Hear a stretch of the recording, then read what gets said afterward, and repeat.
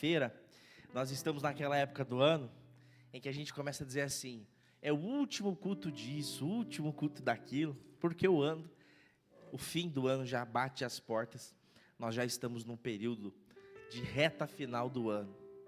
E é uma época muito interessante, irmãos. Eu adoro o fim de ano, minha família sabe disso.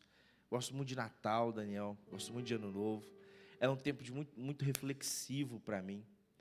Eu sou daquele tipo de pessoa que é uma época do ano que eu paro para fazer um autoexame. Um autoexame daquilo que deu certo ao longo do ano, daquilo que não deu muito certo, daquilo que deu completamente errado. E quando a gente começa a parar para pensar em projeto, quando a gente começa a parar para pensar naquilo que a gente almejou, sonhou, estruturou e o que deu certo, o que não deu, eu penso que ninguém entra num projeto querendo que ele dê errado. Via de regra, uma pessoa em sã consciência, em sã juízo, todo projeto em qualquer área da vida que ele almejar, que ele entra querendo que dê certo. Ninguém casa querendo divorciar. Ninguém abre uma empresa querendo que ela quebre. Então, quando nós falamos de projeto, quando nós falamos de planos, via de regra, todos nós queremos que esses projetos, que esses planos, que esses sonhos, que essas vontades deem certo.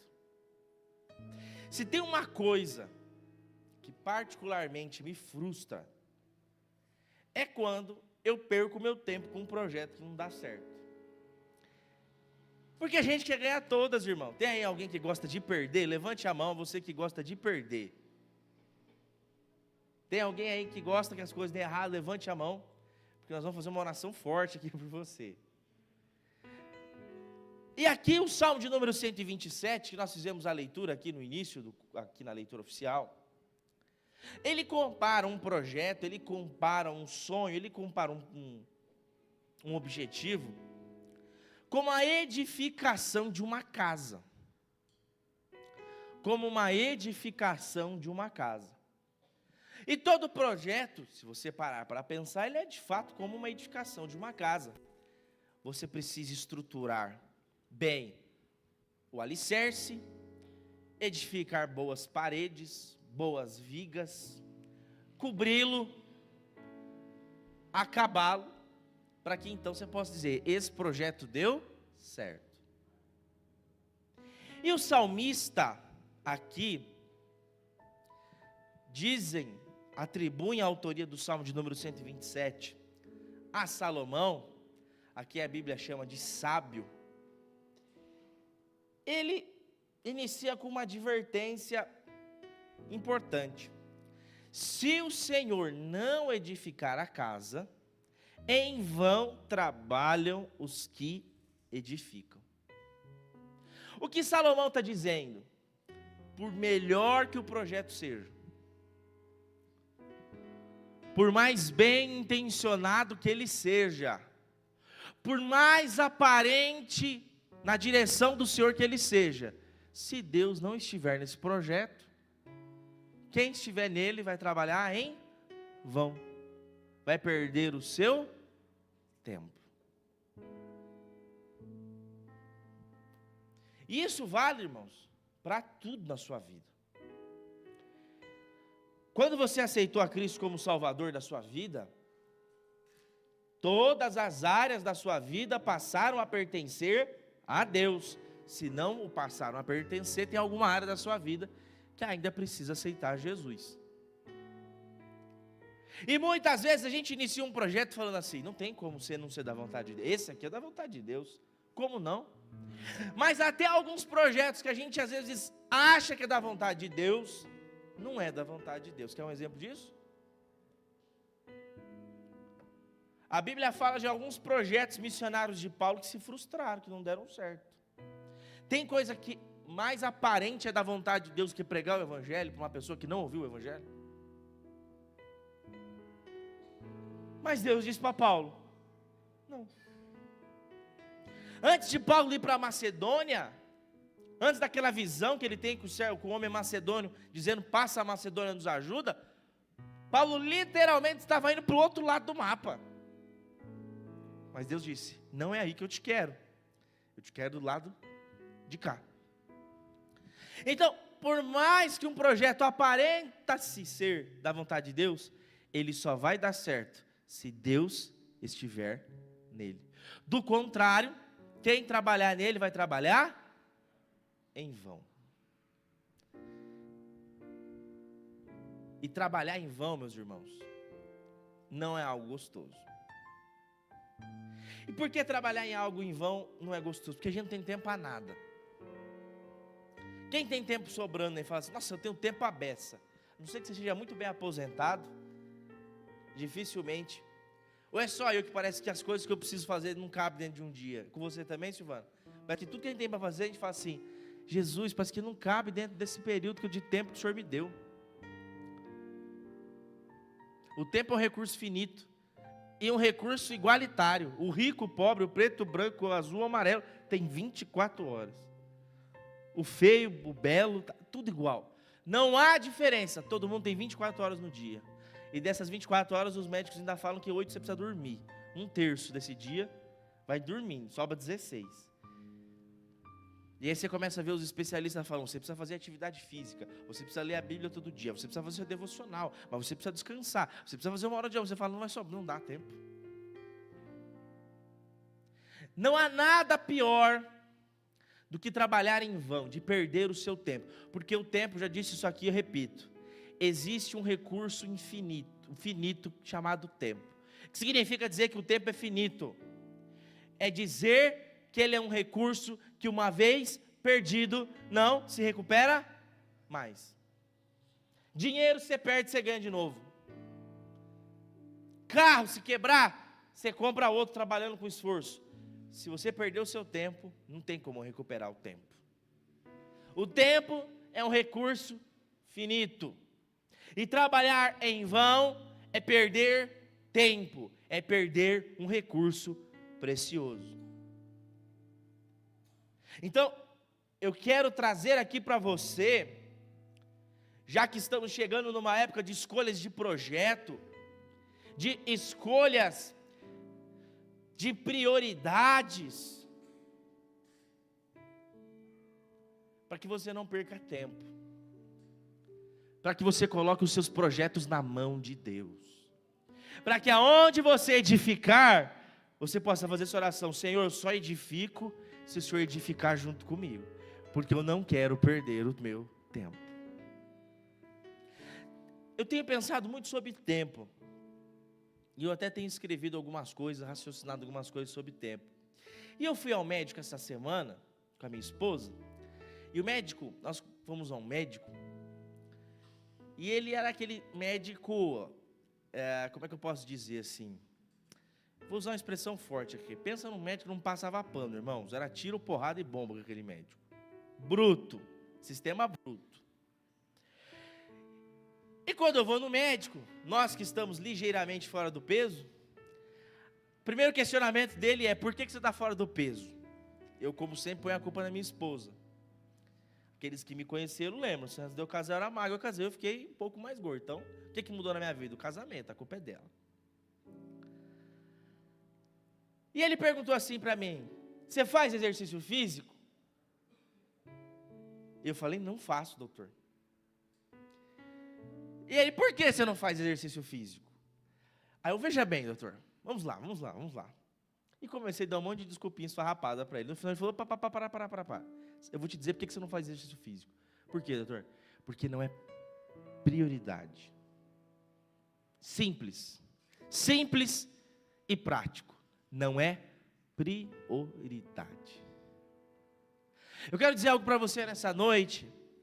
Você vai chegar dezembro, vai comer bastante, vai festejar e festeje mesmo, não tem nada de errado se você festejar dentro do temor do Senhor.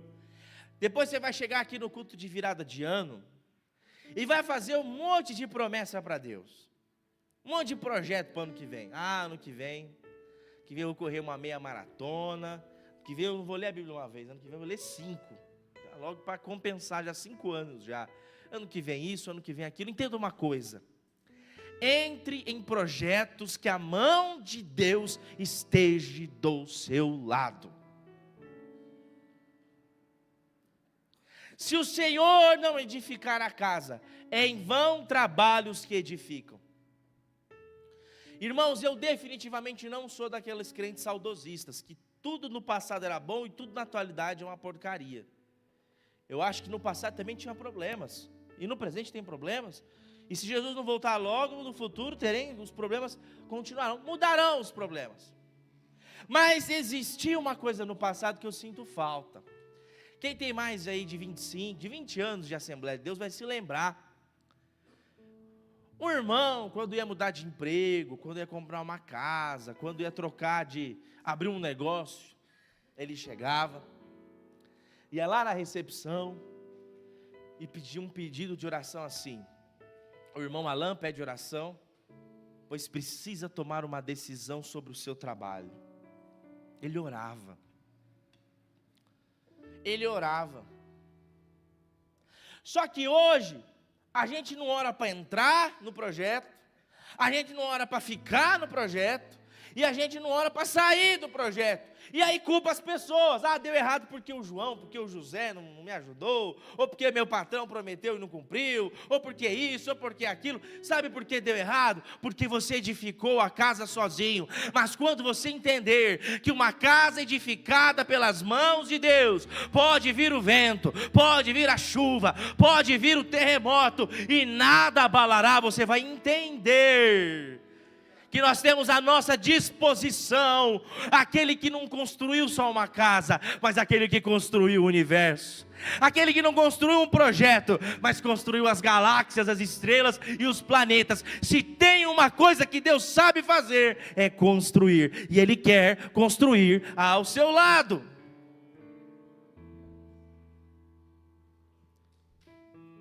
Só que tem uma coisa. Nós temos aqui, o Daniel estava tirando foto, o Daniel é engenheiro civil. Cadê o Daniel? Daniel é engenheiro civil. Não sei se tem mais algum irmão que é engenheiro civil. Mas deixa eu dizer uma coisa. Quando você vai edificar uma casa, você tem um engenheiro. Não é o pedreiro que manda no engenheiro. É o engenheiro que manda no pedreiro. E tem uma razão de ser. Não é porque um é melhor que o outro, não. É porque a função do engenheiro é orientar, é dizer, faça dessa forma, essa viga tem que ter tal tamanho para aguentar tal peso. Entenda uma coisa, porque quando você entra com Deus, numa relação de edificar um projeto, o arquiteto é Ele, o engenheiro é Ele. Sabe qual é o nosso problema? A gente tem gente que chega na segunda fase, fala, não, até põe nas mãos de Deus, irmão Eudes. Deus, vamos arquitetar, vamos construir juntos esse projeto. Só que na hora de tomada de decisão, ele toma o volante da mão do engenheiro. Você quer que o projeto dê certo na sua vida? Você quer que esse projeto ande? Primeiro, chame Deus para edificar do seu lado. Segundo, entenda, Ele sabe mais que você, Ele vê mais que você, Ele conhece mais que você, Ele tem mais poder que você, Ele é mais inteligente que você. Então se Ele falar não, você vai dizer assim, Deus, eu não estou entendendo não, mas pela fé eu sei que esse não é o melhor para mim, é o melhor para o projeto, porque o Senhor tem grandes coisas para a minha vida.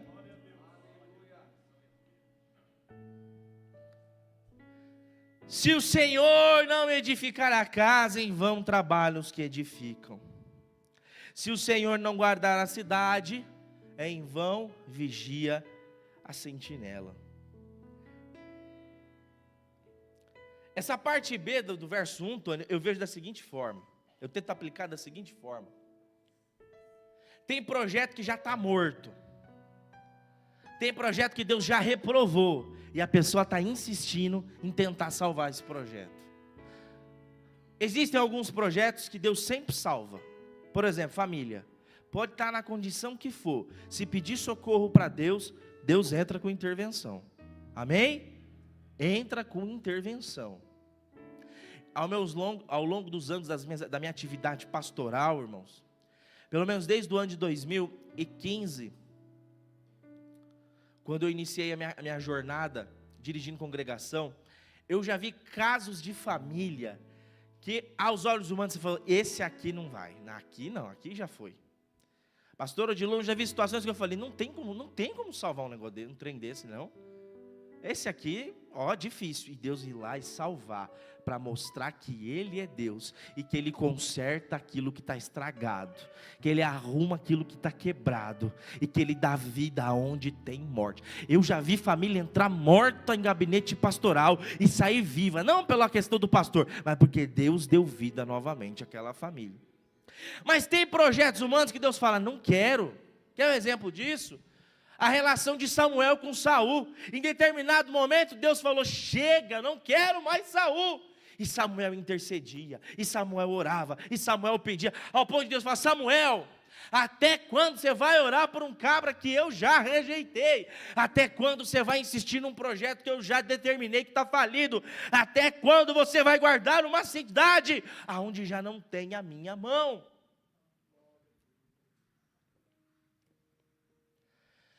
Não perca tempo com projetos que Deus já reprovou. Em Apocalipse fala que Jesus é aquele que abre porta e ninguém fecha, mas Ele também é aquele que fecha a porta e ninguém abre.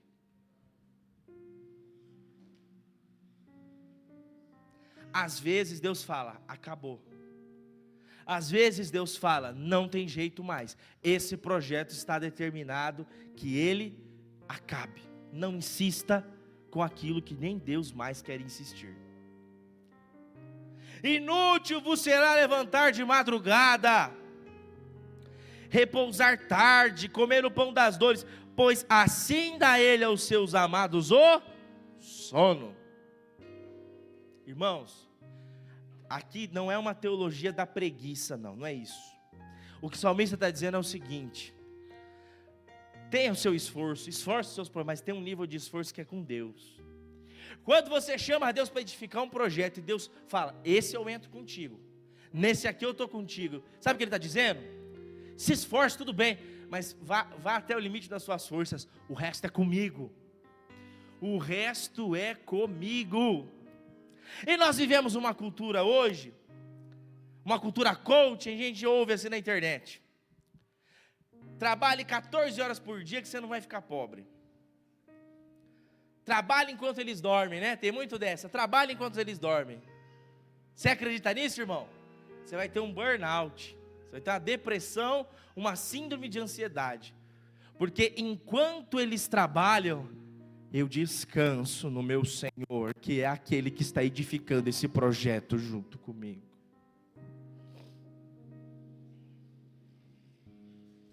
Veja, não estou te incentivando a não se empenhar nos seus projetos.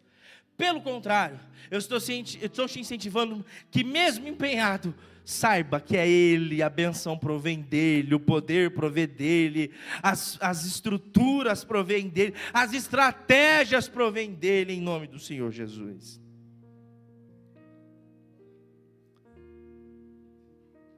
Você conhece, mas não custa lembrar. Os discípulos, marinheiros experientes, pescadores, vão atravessar o mar da Galileia, e de repente inicia-se uma tempestade de vento, terrível, ao ponto de homens do mar temerem pelas suas próprias vidas. E naquele momento de turbilhão, naquele momento de tempestade, e eles com medo do barco ir a pique, onde está Jesus? Estava dormindo, Rose. Jesus estava dormindo. Jesus estava dormindo.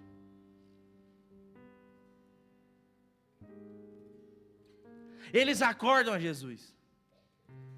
Jesus levanta. Eu não sei como é que Jesus era, mas eu detesto que me acordem no meu sono profundo. Quer ver eu fora de mim? É me acordar no meu sono profundo. Jesus levanta, o que está acontecendo? Jesus, o que está acontecendo? Olha aqui. Homem de pequena fé. Como Jesus estivesse dizendo, eu vou resolver isso aqui, mas vocês tinham poder para resolver. Porque Deus já deu o poder, Deus já deu a ferramenta, Deus já deu a solução. Muitos problemas das nossas vidas, que a gente acredita que é insanável, Que nós estamos orando e clamando a Deus. Deus está olhando do céu, eu já dei a ferramenta, está aí. Usa a ferramenta para a solução dos seus problemas. Eu já entreguei nas suas mãos. Eis que os filhos são herança do Senhor, e o fruto do ventre o seu galardão.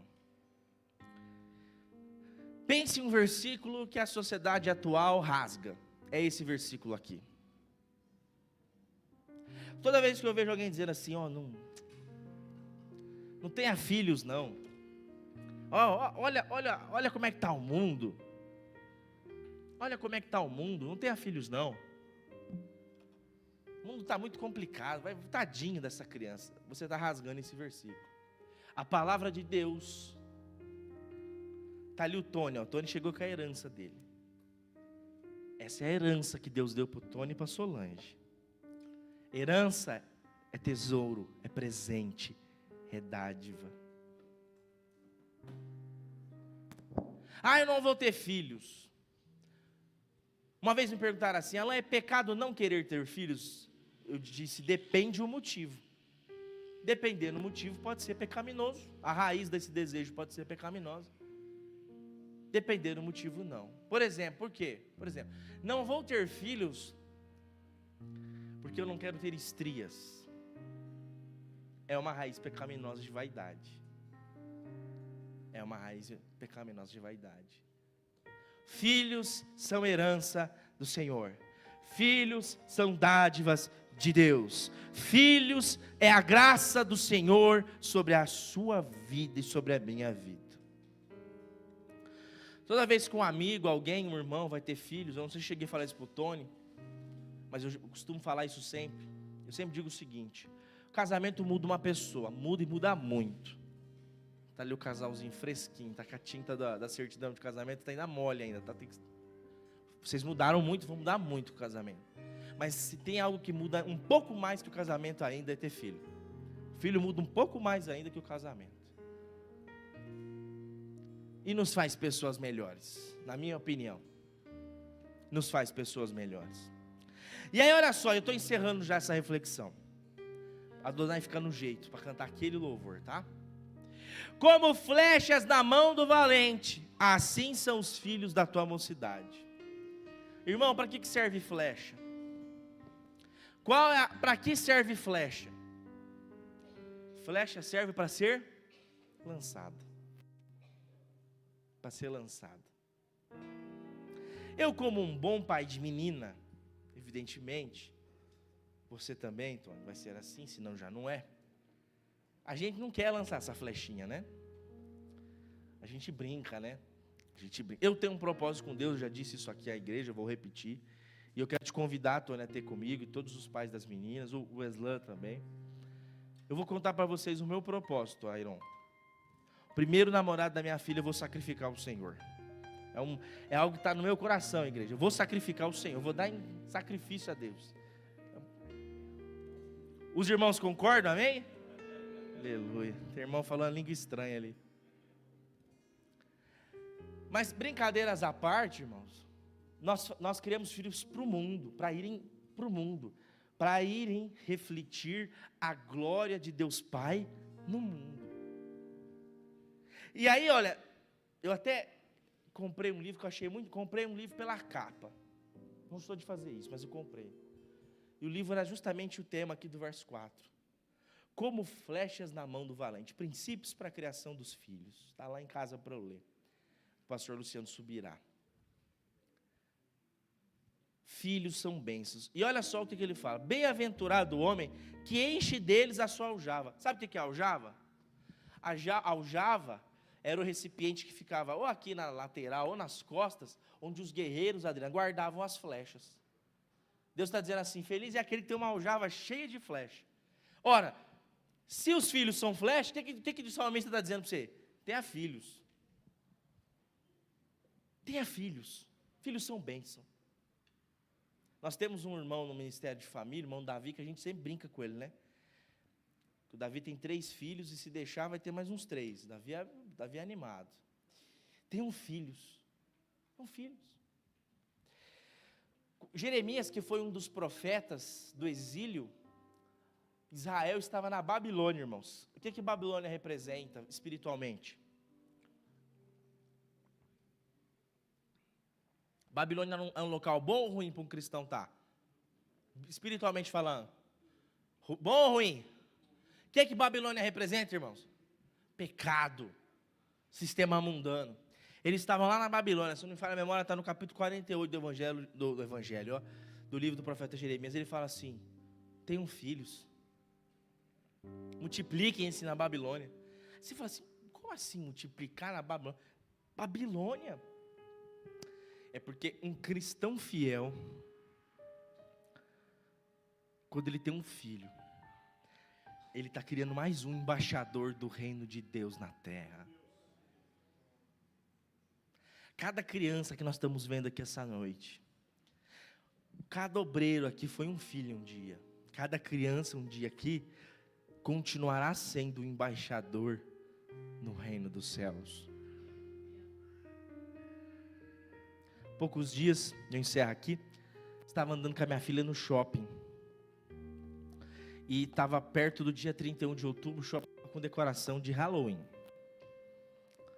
E aí eu estava com ela, a minha esposa estava numa loja resolvendo a questão de celular da Vivo, trocando uma linha lá. E aí eu fui com a minha filha buscar uma calça de um terno numa outra loja, estava andando rapidinho para chegar lá. E tinha uma loja, irmão Jeremias, toda decorada, com caveira, com abóbora recortada, aquela coisa. Aí minha filha olhou assim e falou: papai, a gente não pode entrar naquela loja. Por quê? Aquela loja tem coisa feia, coisa que Jesus não gosta. Você vai dizer: Alain, mas que coisa simples. É uma embaixadorazinha do reino de Deus que está nascendo aí.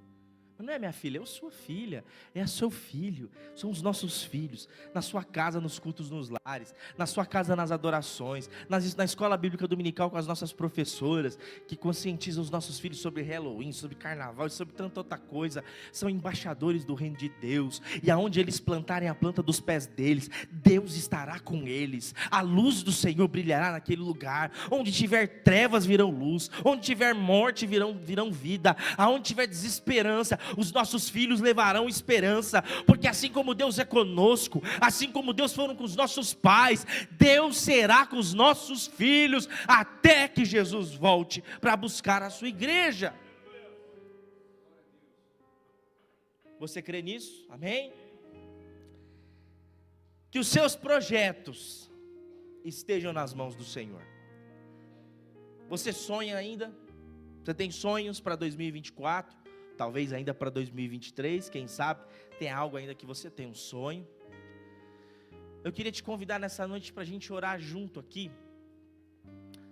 para que Deus edificasse os nossos projetos junto conosco. E que você possa, e às vezes eu oro a Deus, eu falo assim: Deus, me fala não. Deus já fala não no início, você começa a rascunhar, Deus fala, aí não, já não perco tempo, vamos para o próximo. Porque às vezes é melhor saber o que não fazer, irmãos, do que saber o que fazer. Eu queria orar com você, que tem sonhos, que tem projetos, em qualquer âmbito da sua vida, projetos ministeriais, projetos familiares, projetos profissionais. Seu trabalho é o ganha-pão da sua família, é bênção do Senhor também. Eu quero orar com você, para você orar comigo. Eu vou comigo não, com o pastor Odilon, que vai fazer essa oração agora. Pode vir aqui, pastor Odilon. E falando assim: Deus, edifica comigo. O que não for para edificar, me conta, Deus, que eu desisto. Porque melhor que o meu projeto é ter comunhão contigo. Vamos orar pelos nossos sonhos nessa noite, vamos orar pelos nossos projetos, vamos orar pelas nossas perspectivas. Vamos ficar em pé, pastor Odilon estará orando, na sequência, Adonai estará louvando ao Senhor Jesus.